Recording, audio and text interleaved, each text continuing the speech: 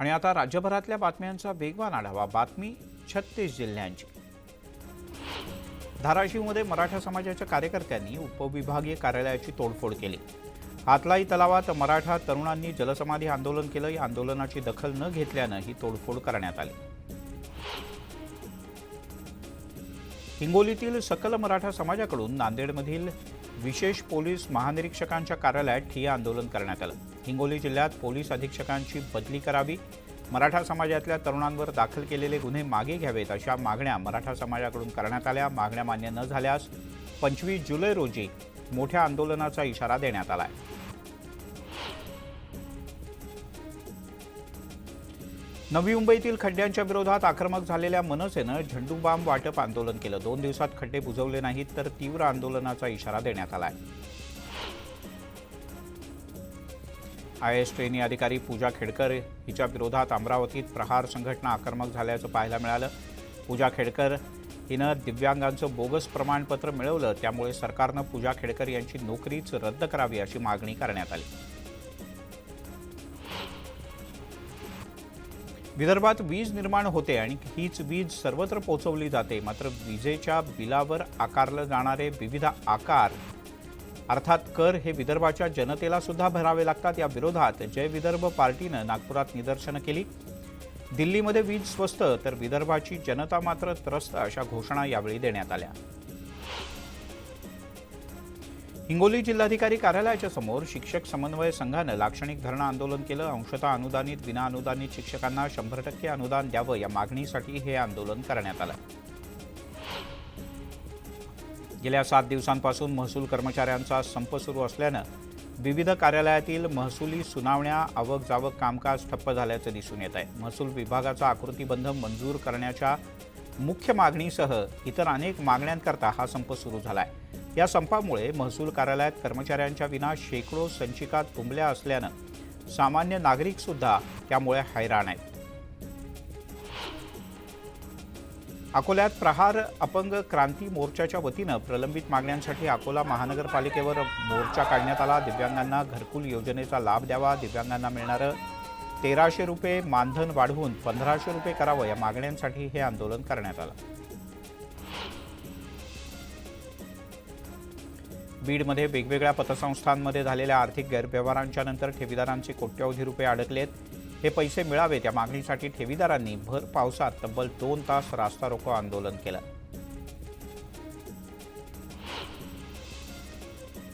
अकोला शहरामध्ये सामाजिक कार्यकर्ते निलेश देव यांनी अन्नत्याग आंदोलन सुरू केलं आहे.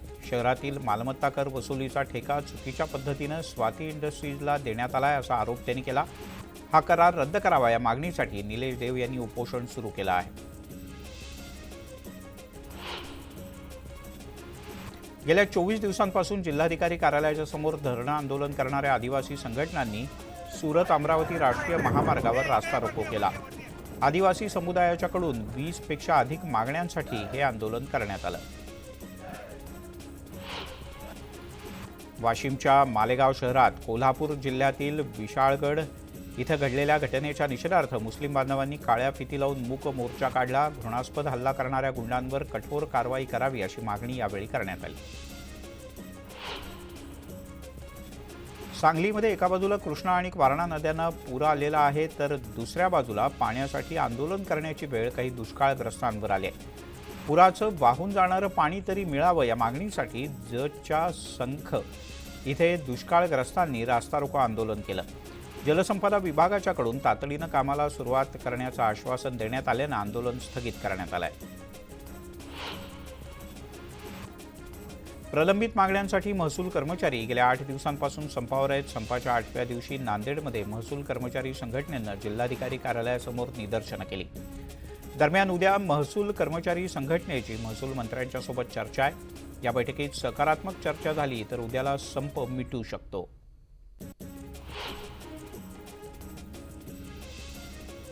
थकीत वेतन मिळवण्यासाठी बीडमधील रुग्णवाहिका चालकांनी जिल्हाधिकारी कार्यालयासमोर आंदोलन केलंय. 4 महिन्यांपासून चालकांना वेतन मिळालेलं नाही. याबद्दल प्रशासनानं संबंधित कंत्राटदारास तात्काळ सूचना करून वेतन देण्याचे आदेश द्यावेत अशी मागणी चालकांनी केली आहे. गोंदिया जिल्ह्यातून जाणाऱ्या मुंबई कलकत्ता महामार्गाच्या उड्डाण पुलावर मोठं भगदाड पडलंय. नव्यानंच तयार करण्यात आलेल्या पुलावर भगदाड पडल्यानं कामाच्या गुणवत्तेवर प्रश्नचिन्ह निर्माण झालंय. त्यामुळे आता या पुलावरून एकेरी वाहतूक सुरू आहे.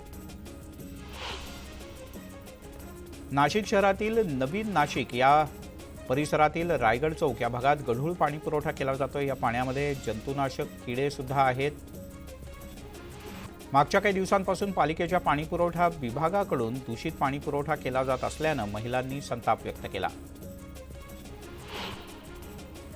जळगावच्या अमळनेर तालुक्यात अनोरे या गावात तब्बल 2 वर्षांपासून कोरडी ठाक असलेली 700 फूट खोल बोर विहीर या विहिरीला अचानक पाणी लागलंय.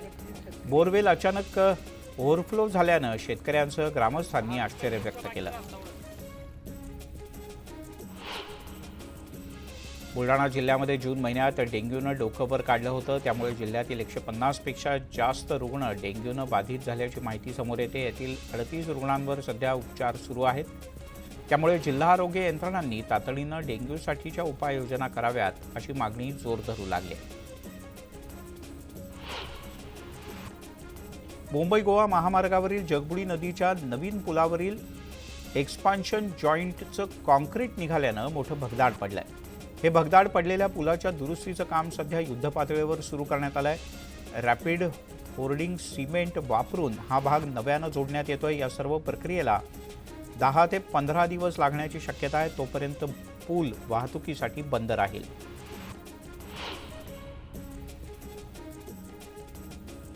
नागपूरमध्ये जोरदार पाऊस आहे. यामुळे उमिया औद्योगिक वसाहतीत पाणी शिरलं. यामुळे अनेक कंपन्यांचं नुकसान झालं. पावसाचं पाणी बाहेर न पडल्यानं या कंपन्यांमध्ये सुमारे 8 फुटांपर्यंत पाणी साचलं. पावसाच्या पाण्याचा निचरा करण्यासाठी शासनानं योग्य ती व्यवस्था तातडीनं करावी असं सांगितलं जात आहे. तसंच नुकसान भरपाईची मागणी सुद्धा व्यापाऱ्यांनी केली आहे. पालघरमध्ये पावसाची संततधार कायम असून डहाणू तलासरी परिसराला पावसानं झोडपलं. डहाणू कोसबाड रस्त्यावर रेल्वेचा सबवे पाण्याखाली गेलाय. त्यामुळे वाहतूक ठप्प आहे. गुडघाभर पाण्यातून वाहन चालकांना कसरत करत वाट काढावी लागते. रत्नागिरीमध्ये काही ठिकाणी पावसानं विश्रांती घेतली तर काही ठिकाणी अद्यापही पाऊस कोसळतोय. सध्या खेडची जगबुडी आणि राजापूरची कोदवली या दोन्ही नद्या इशारा पातळीवरून वाहत आहेत. अन्य नद्यांची पाणी पातळी नियंत्रणात आहे.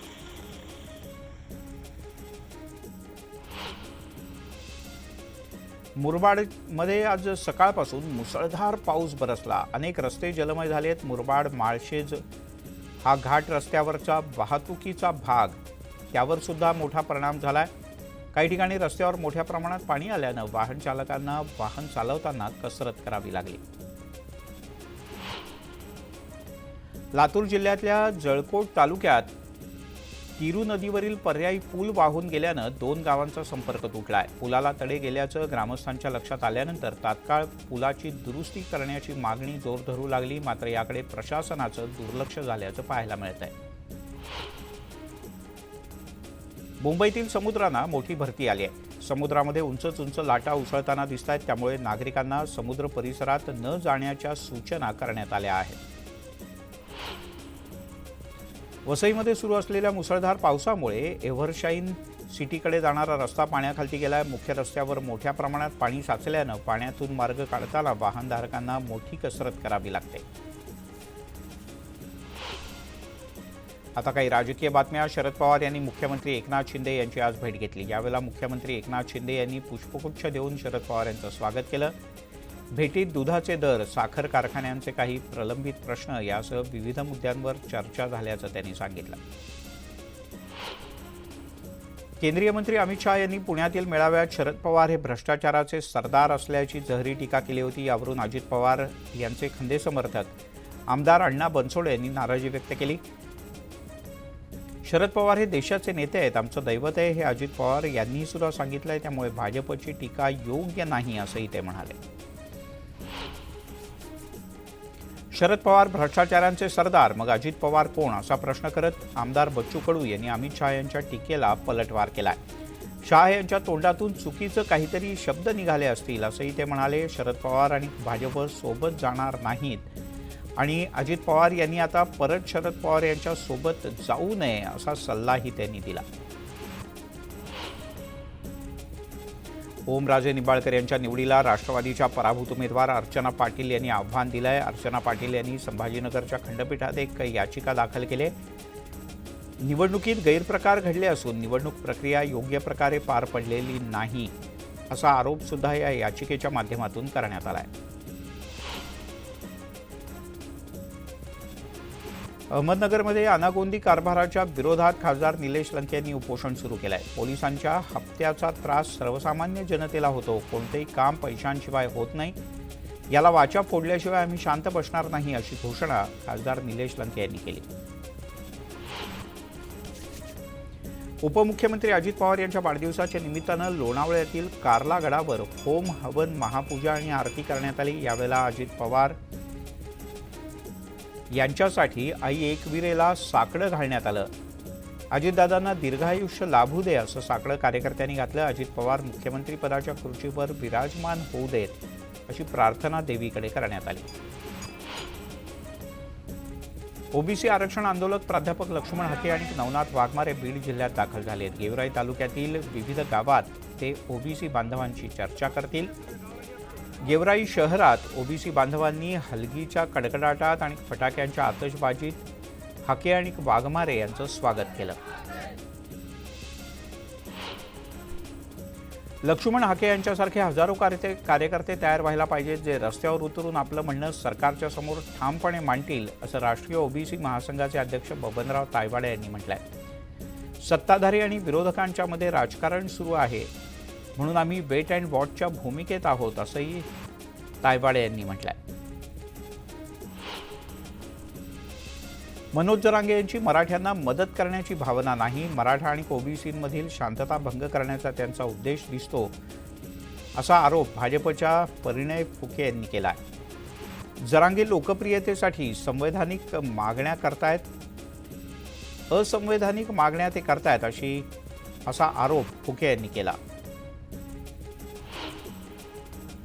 मराठा आंदोलनकर्ते मनोज जरांगे यांनी आरक्षणाच्या मुद्द्यावरून सरकारवर हल्ला चढवला। सरकारला सध्या मराठ्यांची गरज नाही, त्यामुळे ते आमच्याशी संपर्क साधत नाहीत, ते फक्त भुजबळांशी चर्चा करतात असा टोला जरांगे यांनी लगावलाय। तर महायुती आणि महाविकास आघाडीला मराठ्यांना आरक्षणच मिळू द्यायचं नाहीये असंही जरांगे यांचं म्हणणं आहे। तर ओबीसी संघटनांचं भुजबळ यांच्याशिवाय पानच हलत नाही असा आरोपही त्यांनी केला। मुंबई गोवा महामार्गावर परशुराम घाटात एक मालवाहू ट्रक उलटलाय। या अपघातात ट्रकचा चालक किरकोळ जखमी झाला असून या घाटातील गेल्या महिन्याभरातला हा तिसरा मोठा अपघात आहे। रायगड जिल्ह्यातल्या सावरोली आणि खारपाडा या रस्त्यावर एका केमिकल गॅसची वाहतूक करणारा टँकर उलटला।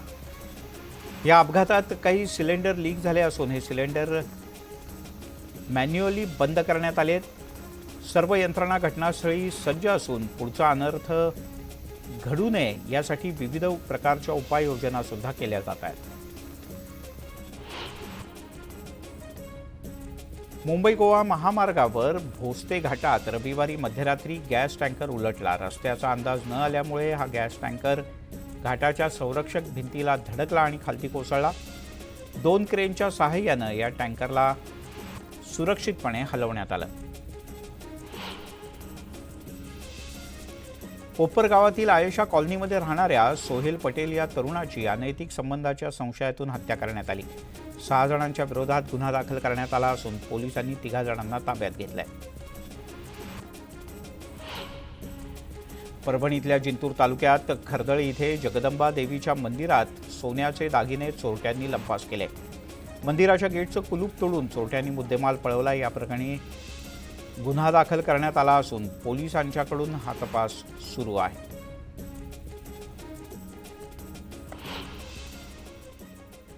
बुलेटिनमध्ये घेऊयात एक छोटासा ब्रेक, पाहत राहा बातमी 36 जिल्ह्यांची।